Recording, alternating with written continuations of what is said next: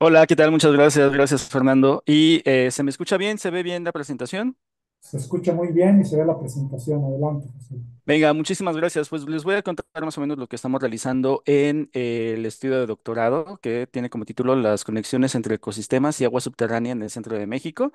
Y viene muy bien de la mano con lo que acaba de presentar en la ponencia anterior. Entonces, espero que tengan frescos esta información porque mucho de eso estamos ocupando también dentro de esta investigación. Y en primer lugar, bueno, querer ver como a grandes rasgos, la introducción o la parte introductoria de que este estudio o esta investigación se hace una cuestión interdisciplinaria del agua subterránea.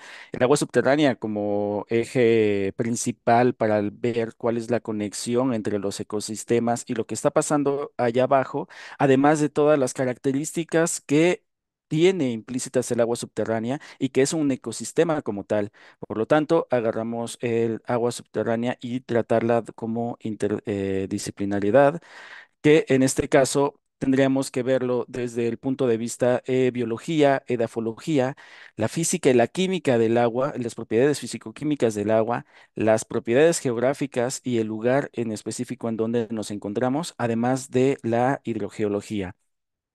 Esta visión interdisciplinaria también es vista desde el punto de la teoría de los sistemas de flujo de agua subterránea, también conocidas como la teoría de Todd, el cual crea o agrupa de cierta manera el agua subterránea. Primero, viendo la capacidad dinámica del agua subterránea, es decir, no tenemos estanques allá abajo.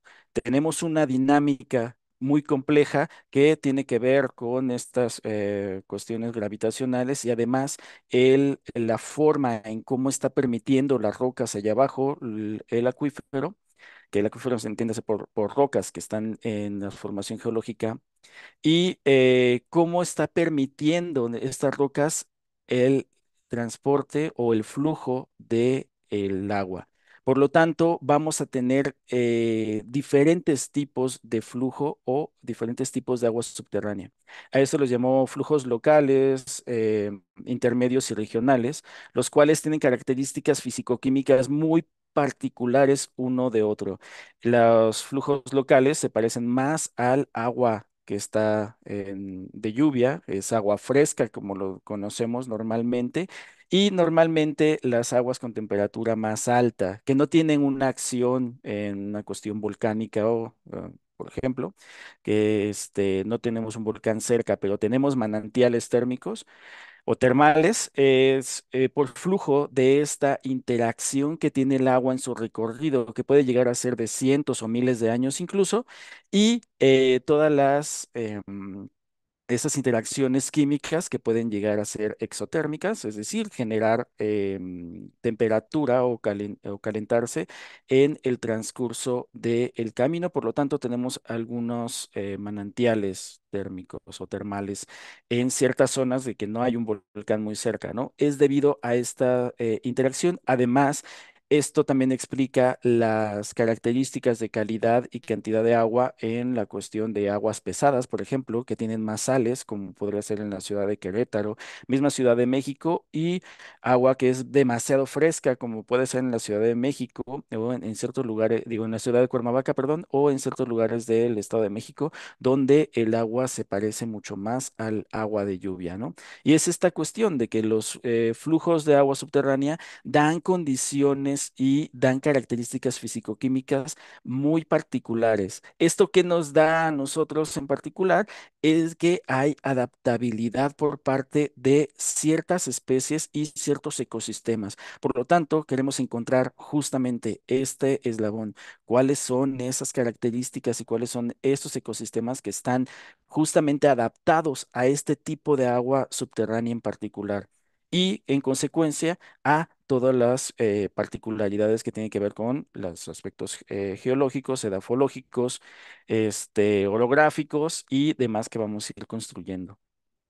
Otra visión es una conservación integral. Una vez que tienes esta visión con la teoría de los sistemas de flujo de agua subterránea, tienes la capacidad de ver hacia muchísimas partes. En esta parte lo refiere como una visión tridimensional en la cuestión superficial, sí subterránea, pero todas las interacciones que podría llegar de verse entre estas dos zonas, es decir, que las superficies o los flujos superficiales tienen incidencia sobre los flujos subterráneos y viceversa.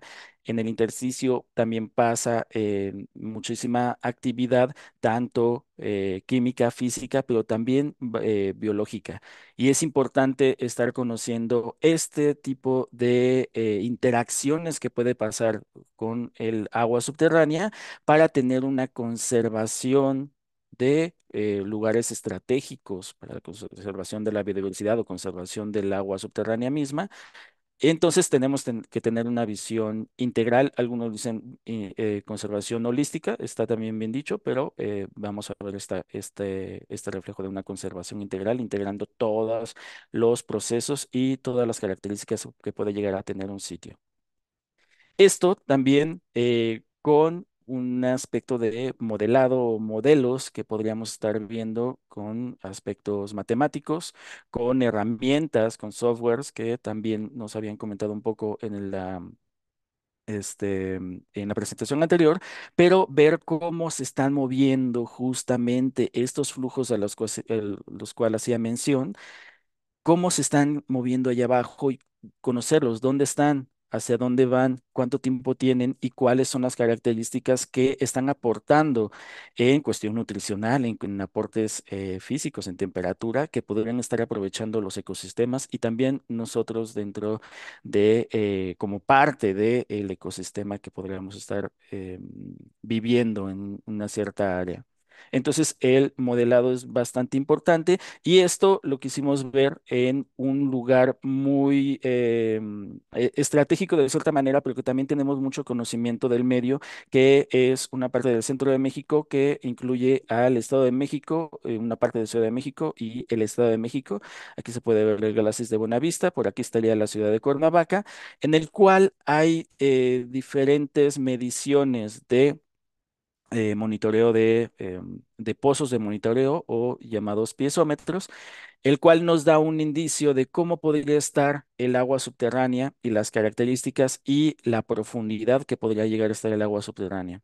Entonces, vimos esto como un modelo, queremos hacerlo un poco más amplio, sin embargo, ahora explico una de las metodologías, nos dio el hecho de tener que encapsular un poco y poder trabajar en esta área. Además que hay una heterogeneidad bastante grande en cuestiones de elevación, de orografía, existen barrancas bastante diversas, existe un gradiente también de temperatura muy importante que da como este resultado también una heterogeneidad y una diversidad biológica bastante importante en esta zona, desde el bosque templado que está hacia el norte, en el bosque de agua, hasta la selva baja caducifolia en el sur. El contraste de paisajes es bastante importante, bastante diverso y queríamos justamente encontrar un sitio de esta manera para poder justamente explicar y tener esta gran heterogeneidad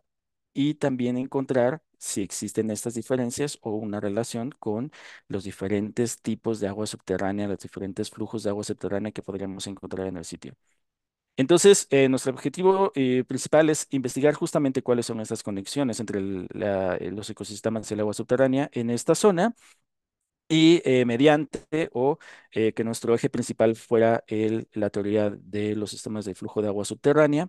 Y en los objetivos particulares, que también son las etapas de el desarrollo de esta tesis de doctorado, es caracterizar y modelar justamente el flujo de agua subterránea en la zona, mapear los niveles freáticos en esta zona, no solamente quedarnos con los pozos de monitoreo, nos dicen que en qué está, sino hacer un mapeo realmente con una metodología particular, desarrollar un índice de evidencia de agua subterránea en la superficie, que esto nos daría una forma de zonificar de las zonas de recarga, tránsito y descarga del agua subterránea dentro de nuestra zona e identificar las especies y consecuentemente los ecosistemas que han estado adaptados a justamente a estas zonas de recarga, descarga y zonas intermedias. Entonces, justamente las etapas van en esa cuestión, la caracterización de los sistemas de flujo de agua subterránea, el mapeo de los niveles freáticos, la zonificación de áreas de recarga, descarga de tránsito de agua subterránea y la identificación de especies indicadoras o ecosistemas que podrían estar adaptados justamente a esta zonificación. Comenzando con la caracterización, pues existen muchos documentos y muchas investigaciones que se han dado en el área de estudio en la cuenca del Amacuzac, en justamente esta zona de Cuernavaca y alrededores, en el bosque de agua, que nos podrían dar muchísima información sobre cómo podrían llegar a ser los flujos de agua subterránea. Principalmente tomamos algunos datos de las características físico-químicas de manantiales que se encuentran en la zona por parte de una investigación del doctor Eric Morales Cacique y un informe del INEGI que tuvieron características similares en la cuestión de obtención de datos. Por lo tanto, los obtuvimos para conocer si existen diferencias entre el agua subterránea de estos manantiales, es decir, las características físico-químicas, y podrían agruparse en diferentes tipos de flujo, ya sea flujo local, intermedio o regional. Mediante análisis estadísticos pudimos, bueno, se realizaron para ver si existía este agrupamiento y se hizo una zonificación para ver dónde se encontraban y ver si pues, se podría modelar los diferentes flujos de agua subterránea con perfiles geológicos que están justamente a partir de estas investigaciones del doctor Morales Cacique en particular y también en cartas mineras y geológico-mineras que existen en la zona para ver los perfiles y ver realmente cómo podría ser el flujo en estas zonas. Eh, para esto, ya directamente con los resultados, que sería la parte de caracterización que en un principio, vimos que tenemos tres grupos de agua subterránea, de manantiales, que se podrían estar agrupando en tres grupos diferentes, con características fisicoquímicas muy determinadas, y aparte que estuvieron justamente aglomeradas con respecto a su posición geográfica, que eso pues determina realmente que el análisis estadístico estuvo bien realizado en cierta manera, porque las aguas que están un poco más frescas, con ciertas características, este, mm, que son asociadas a aguas un poquito más frescas o más parecidas al agua de lluvia, se encontraron justamente en el norte, cerca del bosque de agua que ya se estuvo hablando, en el norte de Cuernavaca y en el centro casi del estado de Morelos, contrastando un poco con un segundo y tercer grupo que se estuvo en el centro y sur del estado de Morelos, los cuales tenían ya aportes y temperaturas un poco más elevadas. Por ejemplo, en la zona, o el último punto que teníamos, en la zona de Tehuixtla, que es ya en la cuenca del río Amacuzac, tenemos manantiales de una temperatura más alta, lo que dice que podría llegar a ser un flujo, ya sea regional o un flujo distinto a los flujos de agua subterránea que tenemos en este sitio.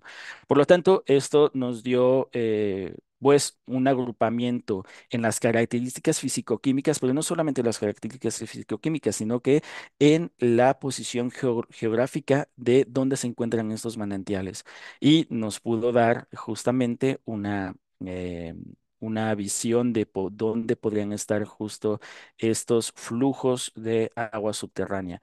Adicionalmente, hicimos un contraste con una investigación que se hizo de dónde se encuentran las zonas de recarga, descarga y tránsito del agua subterránea en un estudio que se hizo por parte de la UNAM y, bueno, los investigadores de la UNAM. Y vimos que no hay mucho contraste y nos acaba un poquito de ruido en esta cuestión. Esta investigación fue para todo México, para conocer justamente esa zonificación en todo México. Entonces, este fue también el impulso que nos hizo crear nosotros nuestra propia zonificación en un nivel muy localizado, que más adelante vamos a retomar. Entonces, vimos que esta parte, bueno,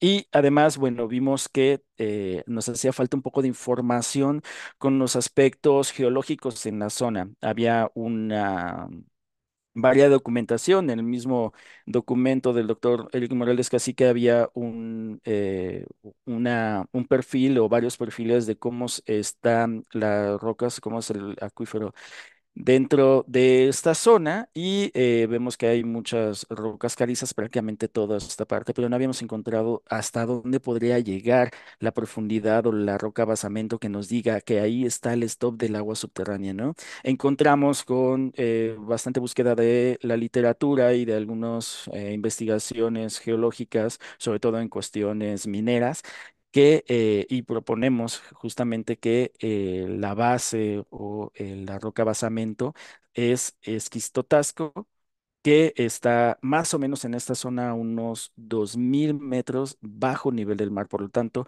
justamente la zona en donde está yendo el agua subterránea puede tener un grosor de aproximadamente 4 hasta 5000 metros.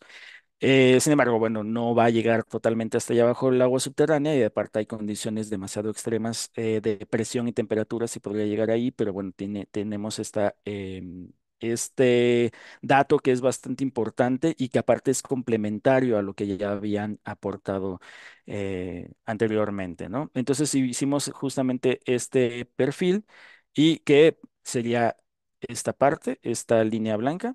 Este sería el perfil y el otro perfil que sería de norte a sur sería de esta zona de Sierra de Zempoala y esta es la dirección de los flujos de agua subterránea, es decir, todo lo que está lloviendo dentro del bosque de agua de la Sierra Chichinautzin va a ir hacia el sur de norte a sur y va a desembocar en cierta manera al río Amacuzac. Aquí lo que nosotros proponemos es que encontramos tres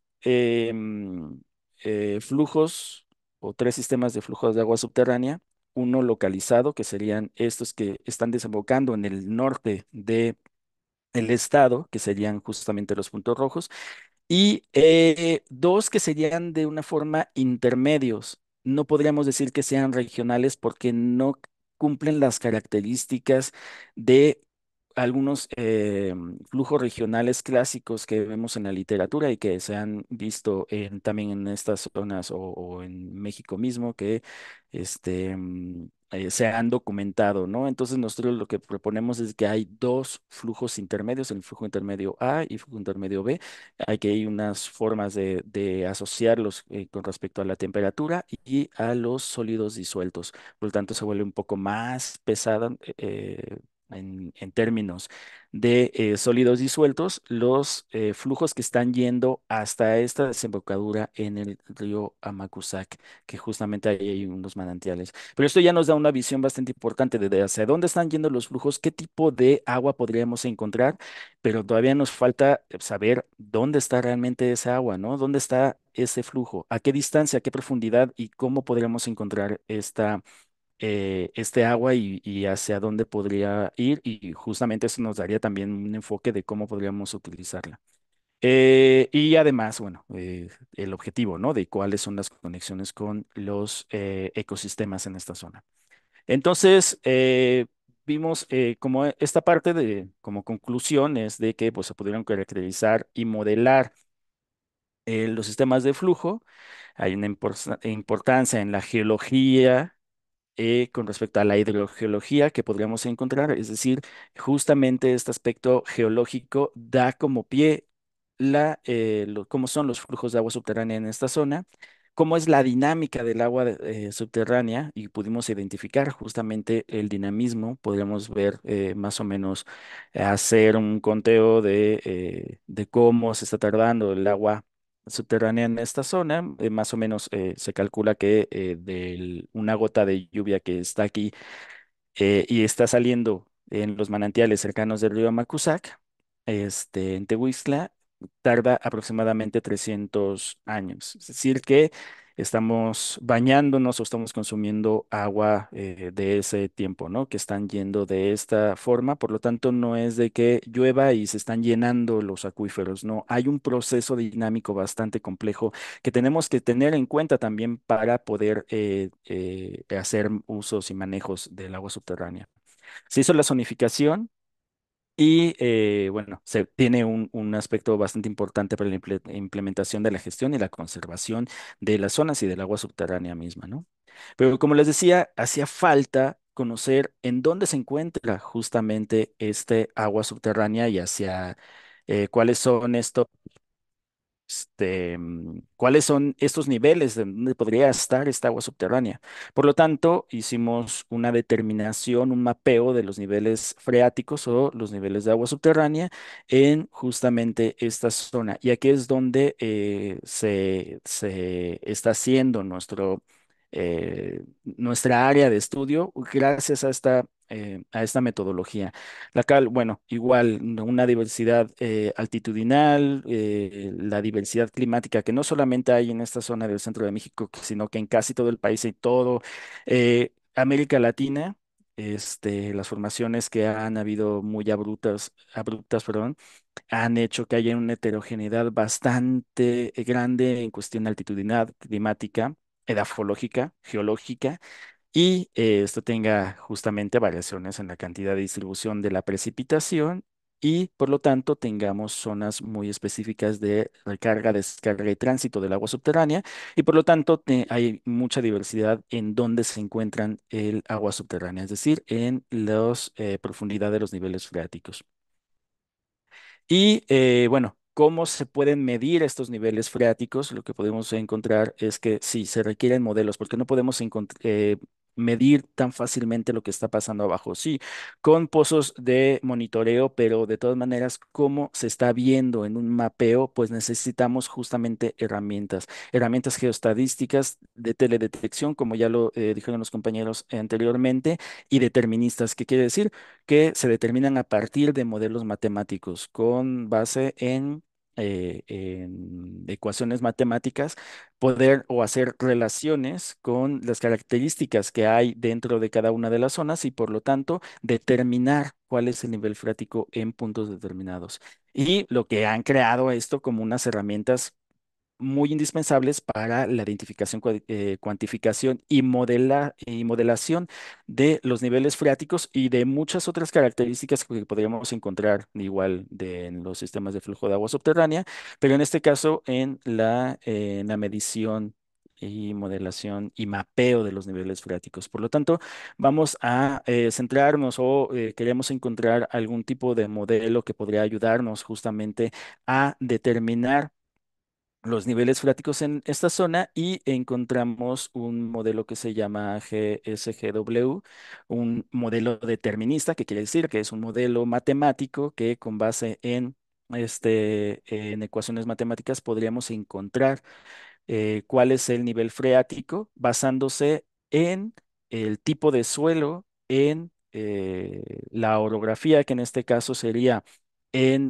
usando modelos digitales de elevación y la red piezométrica. Con base en esto, se podría desarrollar y se podría encontrar en nuestra metodología cuál es o hacer un mapeo de los niveles freáticos. Aquí voy a pasar un poco. Eh, está no es como el objetivo de explicarles exactamente cómo es esta metodología, está también justamente tratándose y mejorándose un poco para su pronta publicación, pero la red piezométrica, al menos en esta zona, nos da justamente cómo podría llegar a ser el perímetro al cual podríamos buscar o podríamos calcular cuál es el nivel freático en esta zona. Por lo tanto, el polígono quedó justamente o se determinó alrededor de la red piezométrica, que son los valores que podríamos encontrar. ¿Y por qué? Porque esta metodología hace inferencia de hacer una interpolación, es decir, vamos a encontrar o vamos a medir lo que está pasando aquí adentro en los aspectos del nivel freático. ¿Por qué no hacemos un poquito más grande? Porque justamente nos hace falta una red piezométrica más grande o que esté cumpliendo con diferentes zonas, pero justamente en el bosque de agua, en la Sierra Chichinautzin, no hay una red piezométrica. Entonces, de aquí nos pasaríamos a Ciudad de México o hasta Toluca y toda esta zona que normalmente es bosque conservado o que está en la cuestión de áreas naturales protegidas, no se encuentra un monitoreo de el agua subterránea, pero bueno, sería cosa de irlo trabajando y encontrar otras metodologías para ahora sí, tenemos una interpolación, ahora extrapolar a diferentes zonas. Sin embargo, bueno. Eso nos da el hincapié de generar esta área de estudio y de todas maneras es un área bastante buena con una heterogeneidad bastante grande como yo les había mencionado y también ver que existe una heterogeneidad en las unidades hidrogeológicas, que justamente fue las que estuvimos realizando, viendo en la caracterización. Estas unidades hidrogeológicas pues tienen una floración o un afloramiento en diferentes zonas del área de estudio. Por lo tanto, tendremos que calcular o tendremos que tomarlas en cuenta de que hay formaciones geológicas muy distintas en nuestra zona de estudio, que esos también son datos obtenidos a partir de la investigación del doctor Eric Morales.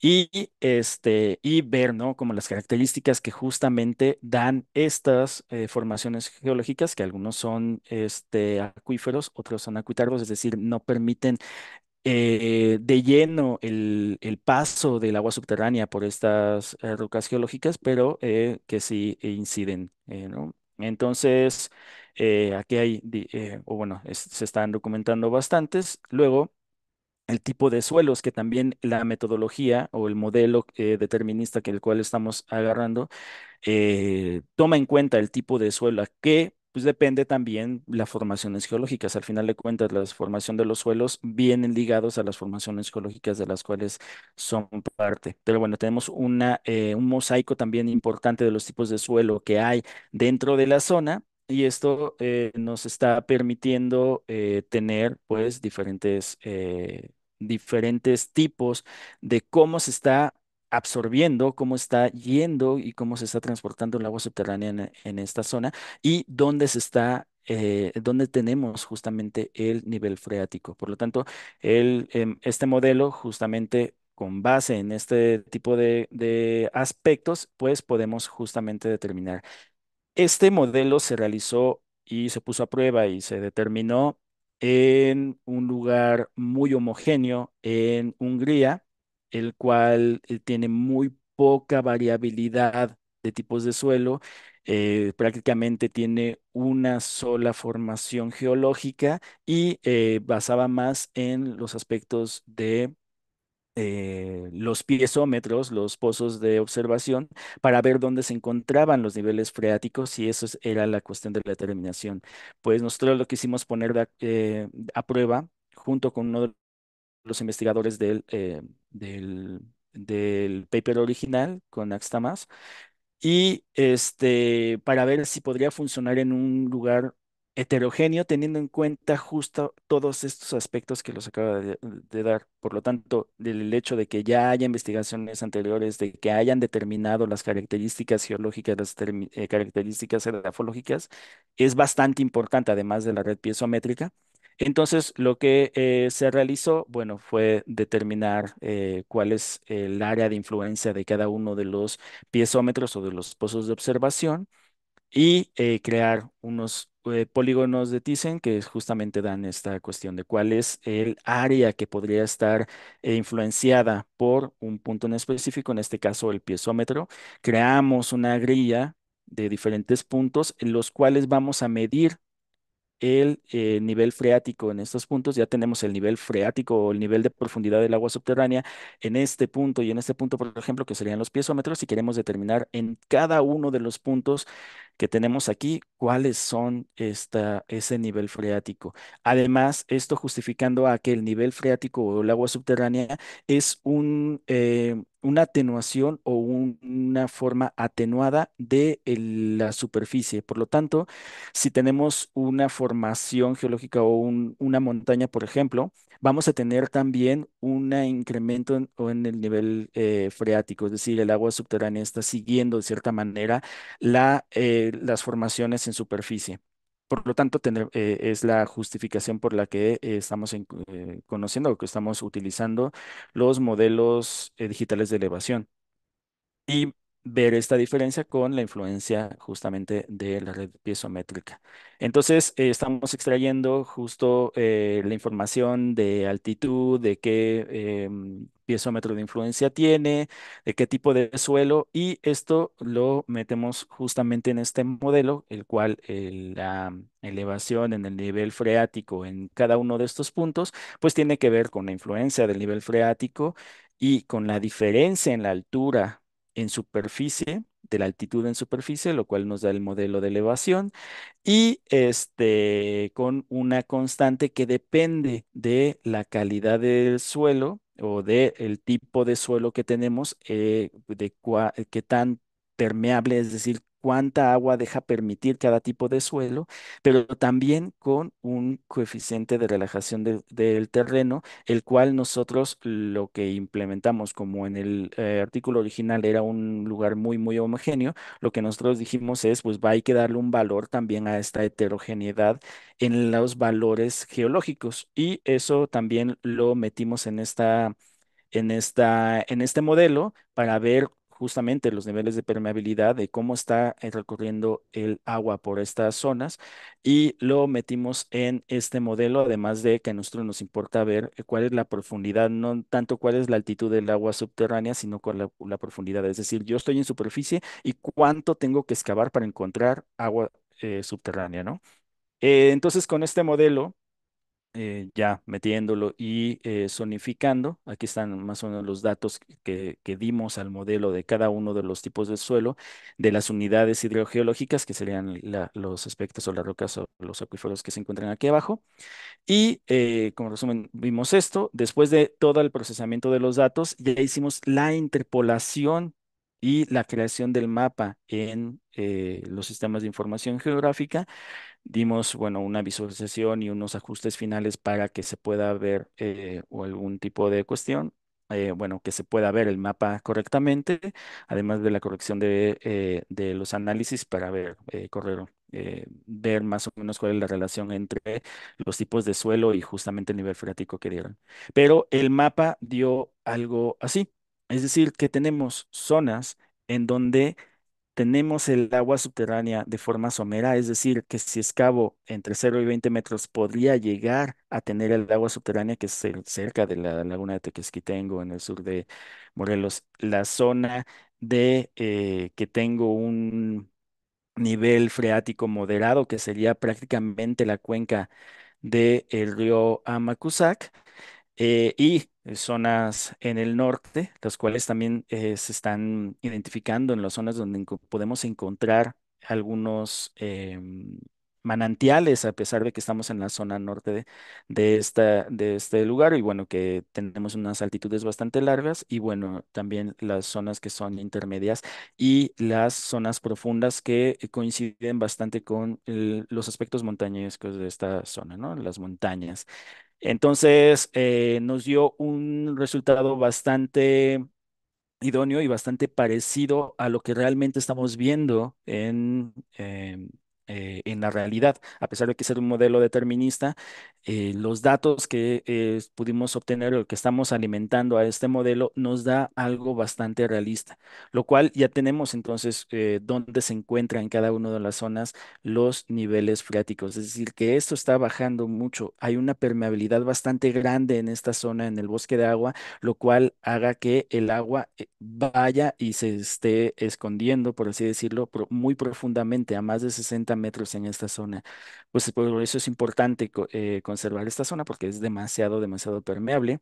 Sin embargo, está saliendo y está brotando en estas zonas. Y en estas zonas encontramos el agua y no hay tanto que excavar. Es que los podemos ver de forma somera o más o menos moderada los niveles freáticos, además de las características físico-químicas que ya hemos visto, ¿no?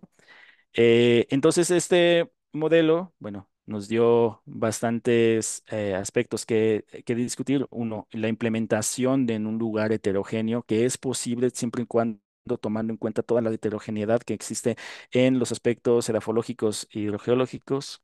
Y que también tenemos diferentes zonas que coinciden también con el aspecto realista y además que es un modelo, un estudio complementario con lo que ya se ha realizado en la zona, ¿no? Lo cual está bastante, bastante importante, es un aporte bastante importante. Creo que se podría desarrollar también más y es un modelo que podemos implementar en cualquier lugar del mundo ya teniendo estos aspectos en la cuestión heterogénea. Si es más homogéneo, pues queda muchísimo mejor porque ya no tenemos que alimentar el modelo con otro tipo de datos, pero ver que sí se podría realizar en un lugar heterogéneo.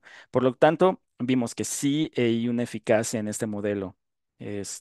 Además de que, bueno, la influencia en la topografía, en la geología y en los tipos de suelo es evidente para la cuestión de los niveles freáticos donde se encuentran y cómo es el movimiento del agua subterránea.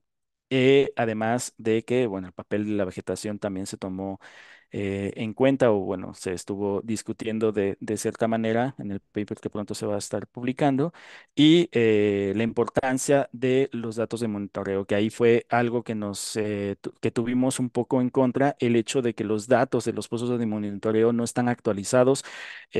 Hay pozos de monitoreo que no se han subido datos desde hace muchísimos años, lo cual tuvimos que adaptar justamente esos datos para poder trabajar con ellos. Por lo tanto, el hecho de tener datos actualizados y poder tener toda la base de datos sería muy importante porque así podríamos tener un modelo no sé, hace 20 años y un modelo ahora de cómo ha cambiado los niveles freáticos. Sin embargo, esta cuestión, por más que se solicitó a, en este caso con agua, también al IMTA, no hubo este aporte en la cuestión de los datos. Sin embargo, con los datos que tuvimos, creo que es bastante relevante el hecho de que el modelo está funcionando, que nos da una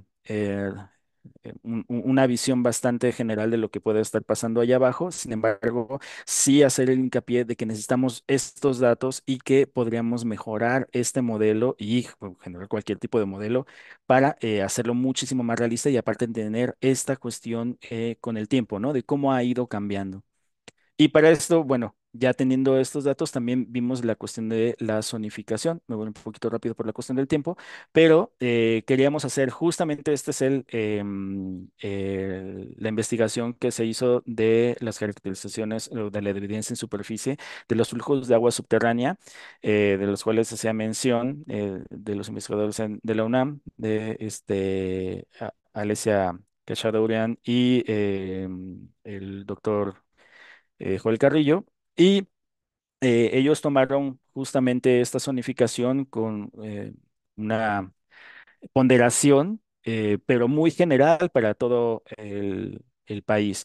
Entonces, basándonos en esto, que es esta cuestión, veíamos que no coincide, al menos en nuestra localidad, este tipo de datos. Entonces, hacer justamente también una zonificación, una ponderación de diferentes capas que podrían ayudarnos con las que ya realizamos en la cuestión de elevación a nivel freático, por ejemplo, pero también el uso de suelo, las pendientes, el NDVI, que ya lo explicaron nuestros compañeros en la cuestión de este índice de vegetación, para ver dónde se encuentran las áreas de recarga, descarga y tránsito justamente del agua subterránea.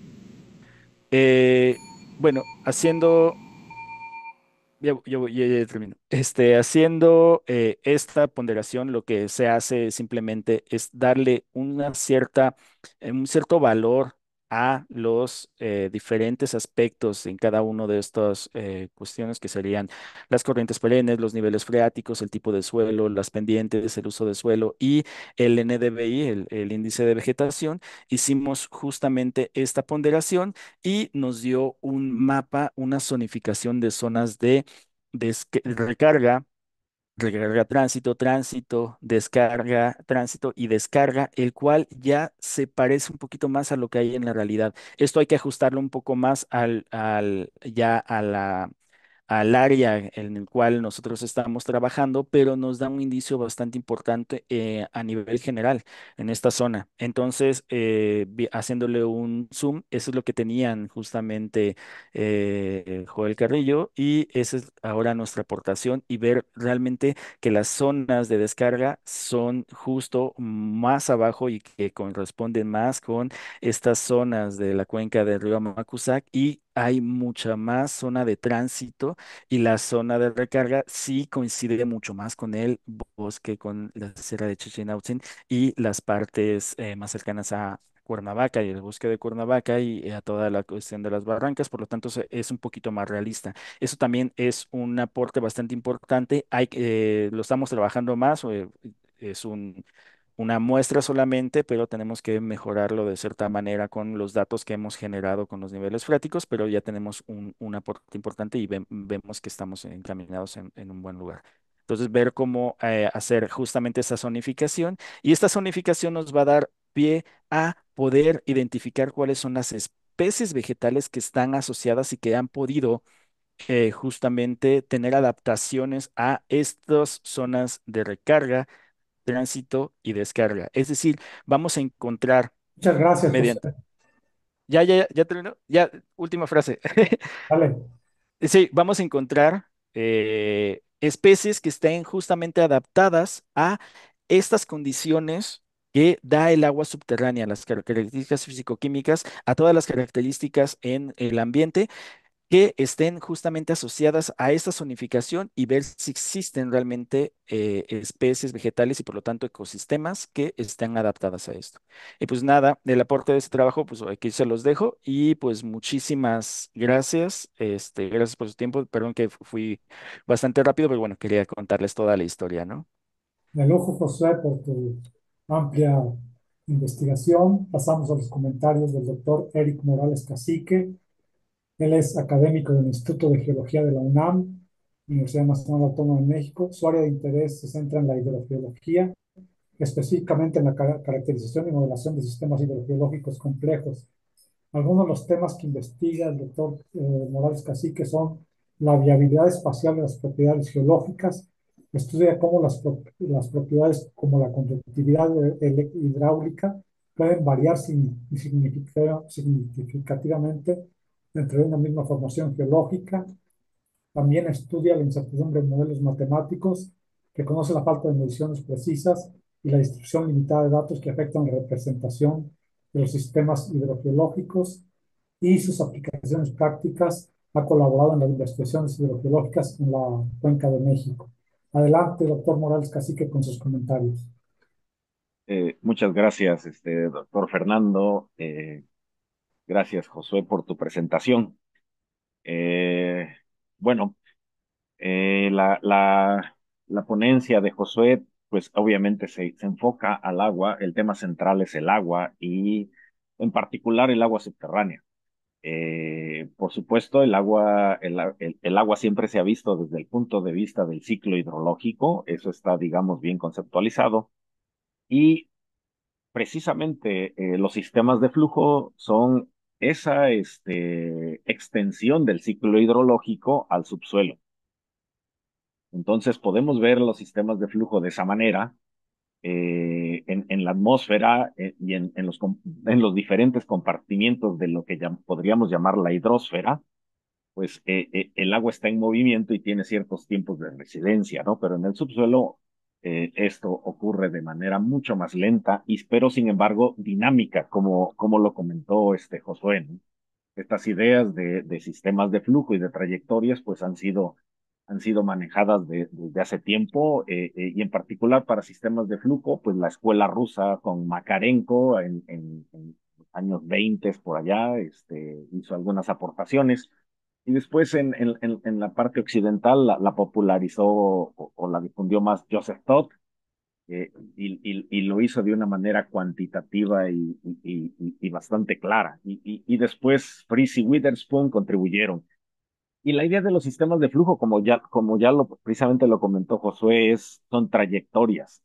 El agua finalmente, si se mueve, tiene una cierta trayectoria desde que se infiltra, desde que se percola a través del subsuelo, desde que llega al nivel freático y entonces ya podemos hablar de recarga, del concepto de recarga, una vez que el agua llega específicamente al nivel freático y cómo desde el nivel freático esa porción de agua, o llamemos esa gota de agua, circula a través del subsuelo por diferentes formaciones geológicas hasta alcanzar la zona de descarga. Y en ese movimiento a través del subsuelo, interacciona con el medio geológico, interacciona con los minerales que están ahí y va sufriendo transformaciones, su composición química. Entonces, todo esto marca precisamente las características químicas del agua, ya sea muy cerca de la zona de recarga, en zonas más profundas o en las zonas de descarga. Y esa interacción, por supuesto, depende del tiempo de tránsito. Eh, una parte importante de estos sistemas de flujo es que no nada más, en este concepto, no nada más se transporta agua, sino que el agua transporta además masa y transporta también energía. En cuanto a masa, pues transporta los constituyentes disueltos, pero también transporta nutrientes, transporta contaminantes, y eso es de fundamental importancia para el ecosistema y para los seres humanos también. Y también transporta energía. Finalmente interacciona con la fuente de calor al interior de la Tierra y también con procesos de decaimiento isotópico en algunas formaciones geológicas que incrementan la generación de calor y también entonces adopta otras características. Eh, pero bueno, estamos acostumbrados, probablemente casi la totalidad del agua que se aprovecha responde a la gravedad. Es decir, a ese concepto que tenemos de que el agua va a fluir de un recipiente que esté a mayor elevación hacia un recipiente que esté a menor elevación. Entonces, en el subsuelo eh, ha- habrá la enorme mayoría del agua que aprovechamos obedece a estos patrones y sin embargo, a mayor profundidad puede haber condiciones de gradientes geotérmicos, condiciones que hacen que el flujo pueda modificarse, pueda ser diferente y también empiezan a jugar los esfuerzos tectónicos y las condiciones hidroestratigráficas a mayor profundidad que lo hacen diferente. Pero pues esto implica pues que tenemos diferentes secciones, una sección que responde a los sistemas gravitacionales, que fue lo que donde el trabajo de Josué se centra, y a sistemas también de flujo, pero que ya responden a otros gradientes de energía. Como Josué, uno de los retos es entonces entender esas trayectorias. Mucho del esfuerzo se está haciendo en dos dimensiones, es decir, a través de sistemas, puede ser de sistemas de información y de modelos de interpolación como el que mostró Josué y como la combinación de diferentes factores para generar modelos en planta y estos índices que nos muestran zonas de recarga, zonas de tránsito, zonas de descarga. Entonces yo considero que es un aporte muy interesante y muy importante y que puede eso eventualmente combinarse con otro tipo de modelos matemáticos ya basados en la física del movimiento del agua en el suelo, que podemos implementar y que hasta ahora son las herramientas que nos permiten formular hipótesis de esas trayectorias tridimensionales en el subsuelo. Entonces, por ahora, dado que la información piezométrica con la que se puede contar es típicamente muy limitada y no nos permite una caracterización muy precisa en 3 dimensiones a profundidad, estos modelos matemáticos basados en la física del flujo de agua son por ahora la herramienta más potente que tenemos para hacer modelos en 2 dimensiones, en sección vertical o en 3 dimensiones para acercarnos a esto, ¿no? Por supuesto, también la caracterización geoquímica es fundamental para identificar los componentes de flujo. Ya Josué mostró una parte y es una herramienta que se tiene que combinar. Finalmente, cierro con esto. Existe un reto fundamental para incorporar el conocimiento de los sistemas de flujo en la política pública, particularmente en la administración del agua. La circulación a través del subsuelo tiene escalas de tiempo, perturbaciones antropogénicas que hagamos en el sistema van a depender de esas escalas de tiempo. También hace falta incorporar en esta política pública, por ejemplo, flujo ambiental en ríos, que depende fundamentalmente de la descarga de agua subterránea como flujo base a estas corrientes, y la interacción con lagos y humedales, por poner algunos ejemplos. Por supuesto, todos estos conceptos de sistemas de flujo para incorporarlos en política pública tienen que incidir también en un ordenamiento territorial, en una protección de zonas de recarga y en un manejo adecuado del territorio de acuerdo a estos sistemas. Entonces, en ese sentido, creo que el trabajo de Josué muestra varias aportes que son interesantes. Y con esto cierro. Gracias. Muchas gracias, doctor Morales Cacique, por sus comentarios. Eh, Vamos a pasar a, bueno, hay varias preguntas, no creo que se van a responder todas. El compromiso es que terminando la presentación y esto, se las respondas José por escrito, las que queden pendientes. La primera pregunta, y bueno, voy a combinar dos. La doctora Adriana Palma dice, hablas de niveles freáticos solamente. Esto es una confirmación de que en toda tu área consideras que el acuífero o los acuíferos son de tipo libre y las condiciones de confinamiento y semiconfinamiento. Consideras los procesos bajo este tipo.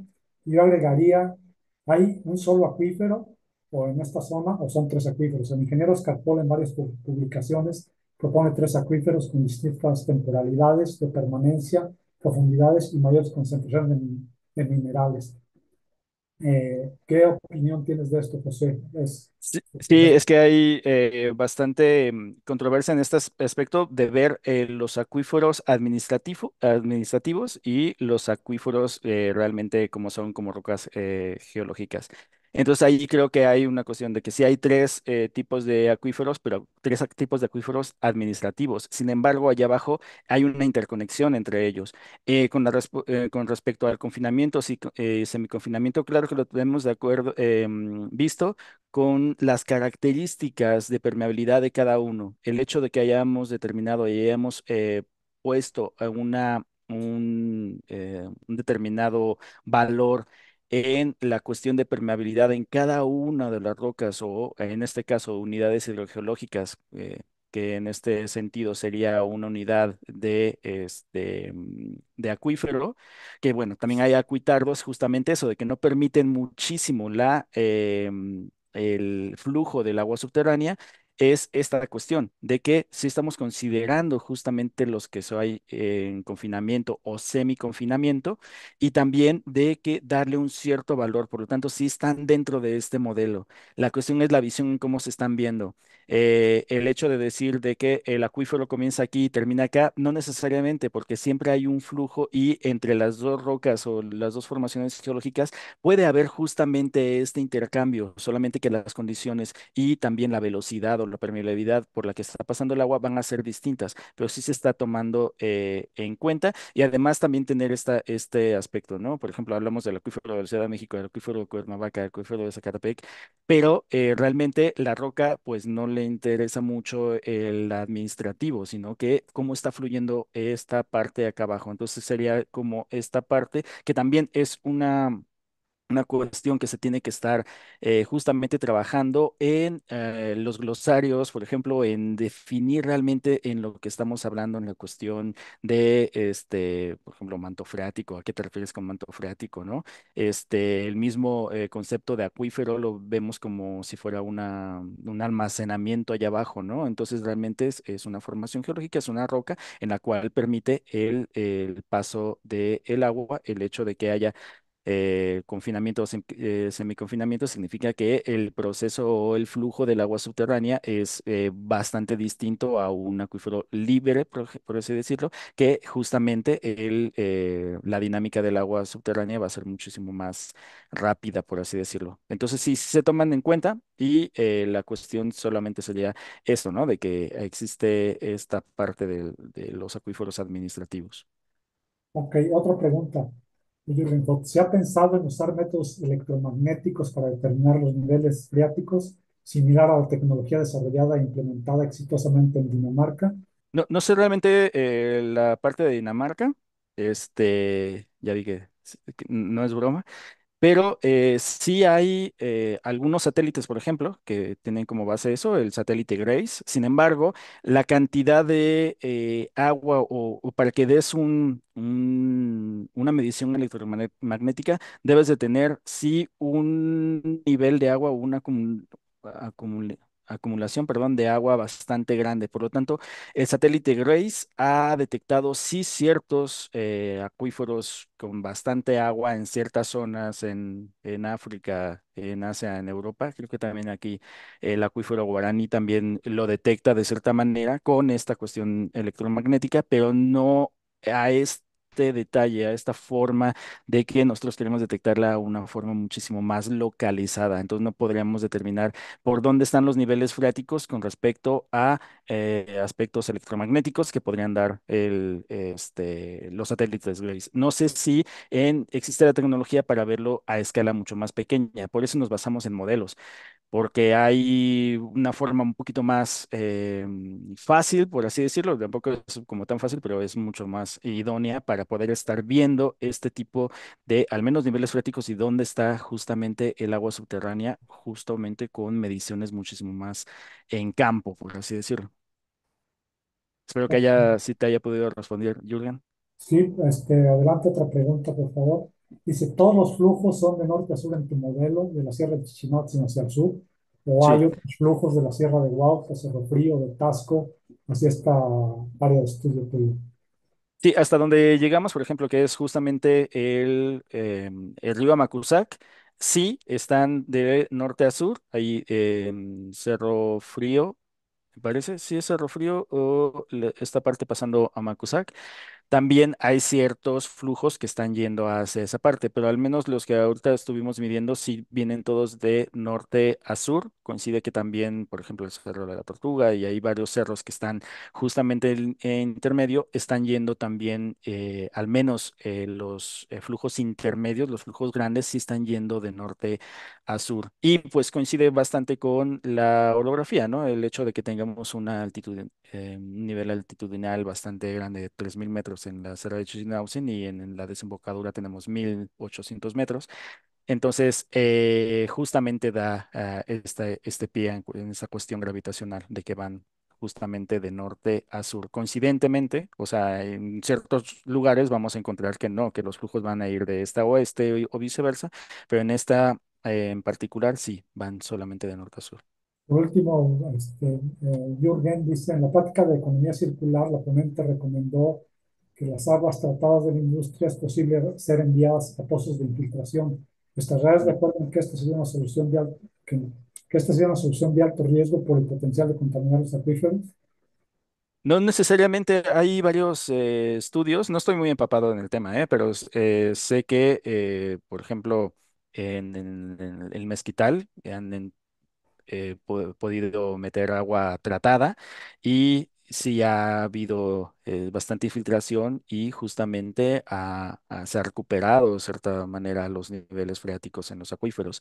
Y la calidad del agua parece que no es tan mala, el suelo hace bastante infiltración, pero sería, no sé, cuestión de checarlo, o sea, si es posible en cuestión teórica, pero no sé si habrá una forma en el tratamiento del agua para poder realizarse, o sea, algo que sea muy específico, o por ejemplo, que hayan pasado por algún tipo de fábrica, no se puedan tratar de cierta manera para implementarse. Y otro también, el tipo de roca que tengamos, si es roca caliza y va a ser muy permeable, es decir, va a dejar pasar todo, pues no va a haber esta cuestión de infiltrar estos contaminantes que pueda haber. Entonces va a depender muchísimo de la formación geológica, del tipo de tratamiento que se le dé al agua y dónde se está dando, ¿no? Lo más ideal Gracias, sería, José. perdón, la conservación de las zonas de recarga. Sí, Sí, gracias, gracias. gracias, muy bien. Digo, hay todavía, si puedes extenderte un poco por escrito en las respuestas, hay más preguntas que podemos enviar ahorita. Y agradecer al doctor Morales Cacique y a José por su excelente presentación y sus comentarios.